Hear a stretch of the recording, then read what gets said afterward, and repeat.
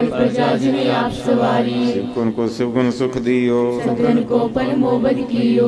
Cut के अंतर की जानत, भले बुरे की पीर पछानत। टीते कुंचर स्थूला, सब पर कृपा दृष्ट कर फूला। संतन दुख पाए ते दुखी, सुख पाए साधन के सुखी। एक एक की पीर पछान, कर कर के पट पट की जाने। जाउद करख करा करतारा, प्रजा तक तब दे अपारा। दवा करख करत हो कब हूँ, मैं मिलत दे कर सब हूँ। जेते बदन श्रेष्ठ सब तारै, आप अपनी बुझ उचारै। सभी ते रहत नरालम, जान वेद भेद आलम। निरंकार निर्वकार निर्लंब, आदर नील नाद संभ। ताका मूढ़ उचारत भेदा, जाको पेव न पावत वेदा। ताको कर पाहन अनुमानत, महामूढ़ कछ भेद न जानत। महादेव को कहत सदा शिव, निरंकार का चिंत न पेव। आप अपनी बुद्ध है जेती, पिंड पिंड कर देती।